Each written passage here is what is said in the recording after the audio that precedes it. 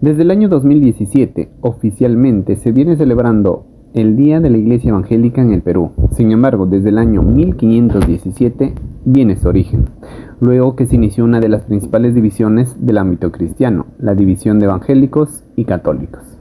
Hasta ese entonces, en el ámbito cristiano, la religión predominante era la religión católica, pero por diversos sucesos se dividieron y surgieron los protestantes o evangélicos, al menos eso dice la historia. Posteriormente aparecieron muchas otras organizaciones protestantes cuya raíz es el cristianismo. Y actualmente en el Perú se encuentran reconocidas formalmente 156 organizaciones no católicas según el registro de entidades religiosas no católicas.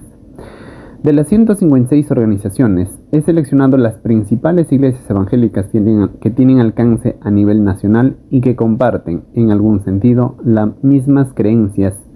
Y luego de las investigaciones, quiero mostrarles cuál de ellas es la más grande formalmente hablando.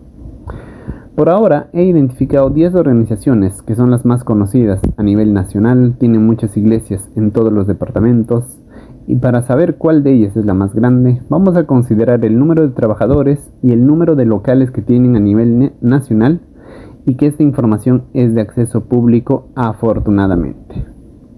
En el cuadro podemos ver que, considerando el número de trabajadores, la Iglesia de la Alianza Cristiana y Misionera sería la más grande, con 758 trabajadores. Luego le sigue la Iglesia de las Asambleas de Dios con 234 trabajadores. Y en tercer lugar está el Movimiento Misionero Mundial con 93 trabajadores a nivel nacional. Si dividimos estos números entre 24 departamentos, aproximadamente podemos conocer un aproximado de trabajadores que tienen por cada departamento. Cabe mencionar que esta información es hasta el mes de septiembre del 2023. Ahora, considerando la cantidad de locales, vemos que también la Iglesia Alianza Cristiana y Misionera es la más grande y tiene 76 locales. Luego le sigue las Asambleas de Dios con 37 locales y en tercer lugar está la Iglesia Evangélica Peruana con 12 locales. Repito, esta información es lo informado por cada una de ellas hasta el mes de septiembre del 2023. Todas estas imágenes lo pueden encontrar en mi Facebook, Contador Offline. Algo importante que voy a resaltar con esta información es el tema de la formalidad. Cuán importante es que una organización cristiana sea formal, ya que eso refleja sobre la forma de la administración que existe en ella, ya que la palabra de Dios manda a que seamos buenos administradores de los dones y talentos que Dios nos ha dado. Ahora, tal vez alguien se preguntará, ¿cuál de todas las iglesias cristianas es la verdadera? Antes de tratar de responder esta pregunta, voy a comentar sobre la religión. Muchas veces los cristianos decimos, no se trata de religión, sino de relación. Y con ello lo que se hace es rechazar la palabra religión porque muchas veces se relaciona con la religiosidad. Pero hay que tener en cuenta que en la Biblia hay versículos que hablan específicamente sobre la religión y no está mal decir que nuestra religión es cristiana. Ahora te comento sobre esos versículos y respondo a la pregunta. Pienso que para saber en parte cuál de las iglesias cristianas tiene la religión verdadera, es muy importante conocer la vida de Jesús. La vida de Jesús debe ser la base para todo lo demás y procurar que nuestra forma de vida sea como la de Él. Es decir, deberíamos imitar a Jesús. Hasta el apóstol o San Pablo para algunos decía: ustedes deberían imitarme a mí, así como yo imito a Cristo. Entonces, para saber cuál es la iglesia cristiana verdadera, debemos ver que esa iglesia esté practicando conforme a lo que Jesús hizo y dijo. Y lo que hizo y dijo de alguna manera lo resumió en 2 leyes: amar a Dios y amar al prójimo. Cuando los líderes religiosos le preguntaron a Jesús cuál de las leyes de Dios es más importante, Jesús les dijo: amarás a Dios con todo tu corazón, con toda tu alma, con toda tu mente y con todas tus fuerzas. Este es el más grande y el primero de los mandamientos, y el segundo es: amarás tu prójimo como a ti mismo. En otro libro de la Biblia escrito por quien se conoce como el hermano de sangre de Jesús, Santiago, quien escribió el libro de Santiago, quien se supone fue quien más vio de cerca la vida de Jesús, quien conoció sus actitudes, su carácter, su comportamiento, con quien creció juntos, es el único que se refiere sobre la religión verdadera. Por eso dije que no debemos tener temor en decir que el cristianismo es una religión, ya que en la Biblia está escrito sobre ello. Santiago, en la epístola o en el libro de Santiago, dice: La religión pura y verdadera a los ojos de Dios Padre es esta: ayudar a los huérfanos y a las viudas en sus aflicciones, y no dejar que el mundo te corrompa. En este versículo podemos ver con qué convicción Santiago dice cuál es la religión verdadera a los ojos de Dios Padre, y lo que dice está bastante relacionado al segundo gran mandamiento que dijo Jesús, de amar al prójimo. Pero además habla sobre el tema de la corrupción en el mundo. Considerando lo anterior, me atrevo a decir que la iglesia cristiana verdadera es aquella que enseña a amar a Dios, que atiende a los necesitados y que no se corrompa. Y ahora quiero compartirles qué significa amar a Dios con todo el corazón, con todo el alma, con toda la mente y con todas las fuerzas. Hay quienes me pagarían cientos de soles por ello, pero como ustedes son fieles oyentes de mis videos, les voy a decir gratis. Amar a Dios con todo el corazón es amar sin condiciones, es amarle por lo que Él es y no por lo que nos puede dar. Es amar a Dios a pesar de y no solo por sus bendiciones. Además, amar a Dios con todo el corazón es amar lo que Él ama, alegrarnos por lo que Él se alegra y llorar por lo que Él llora. Con estas referencias debemos preguntarnos: ¿estamos amando a Dios con todo el corazón o solo de palabras? Amar a Dios con todo el alma es cuando vivimos asombrados por todo lo que Dios hace.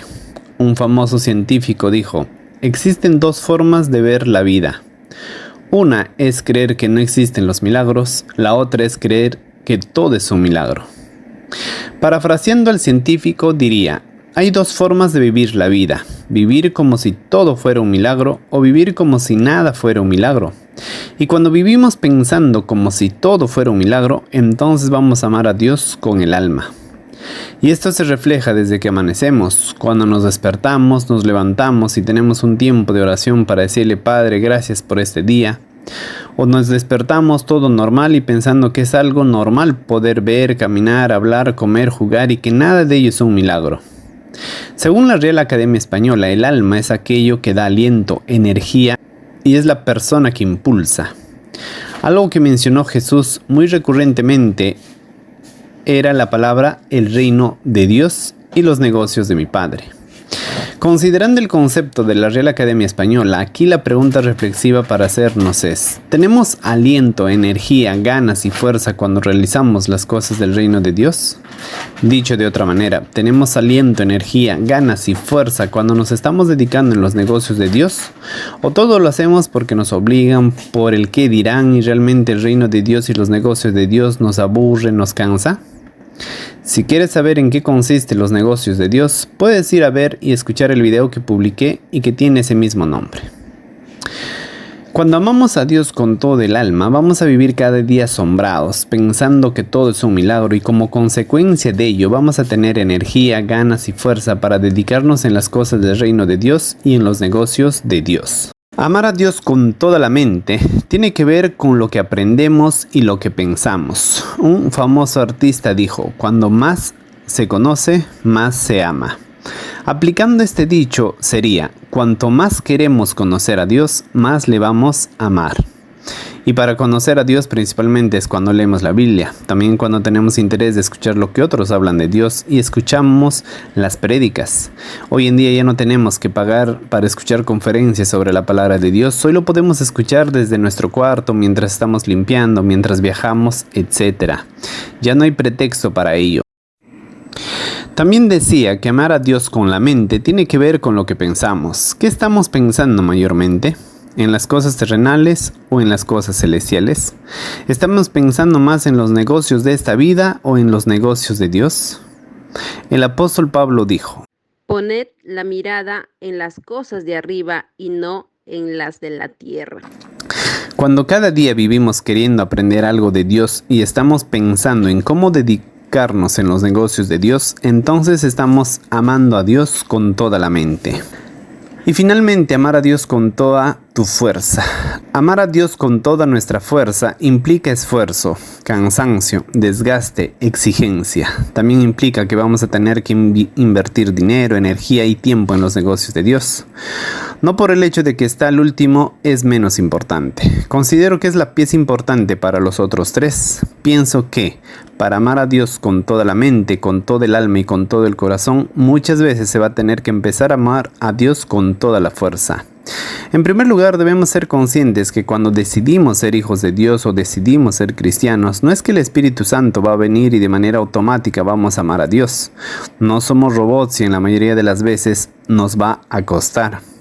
Hay un costo por seguir a Cristo. En el libro de Lucas, en el capítulo 4, versículo del 25 al 33, se titula Lo que cuesta seguir a Cristo. La vida cristiana no es fácil. Jesús dijo: El que conoce mis mandamientos y los obedece, ese es el que me ama. Y obedecer o cumplir los mandamientos no es sencillo. Muchas veces nos vamos a tener que obligar para hacerlo. No significa que por tener al Espíritu Santo ya vamos a tener ganas de orar, vamos a tener ganas de leer la Biblia, vamos a tener las ganas de hacer todo lo bueno. La tentación está muy cerca y tenemos que esforzarnos para rechazarlo. Muchas veces vamos a tener que obligarnos, por ejemplo, en despertar temprano para orar y leer la Biblia.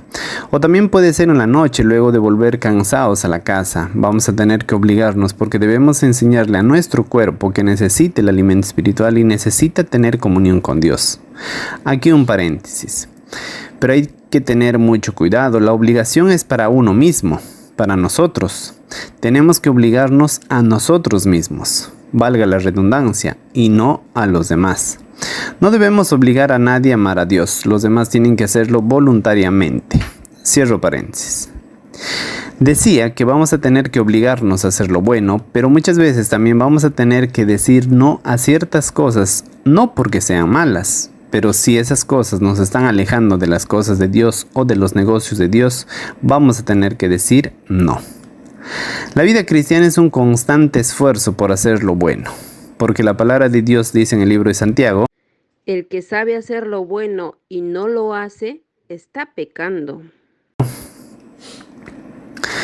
En Jesús, sus discípulos y los primeros cristianos podemos ver que les costó sudor y sangre.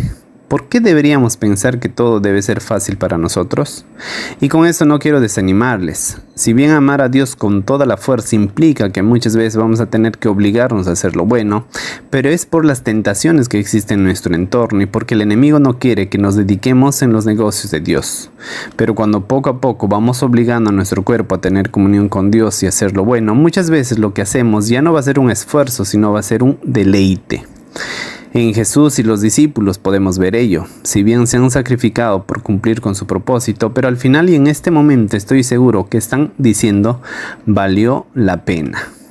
Un anciano misionero antes de morir y ante la presencia de sus familiares y miembros de su iglesia dijo, vale la pena gastarse para Dios.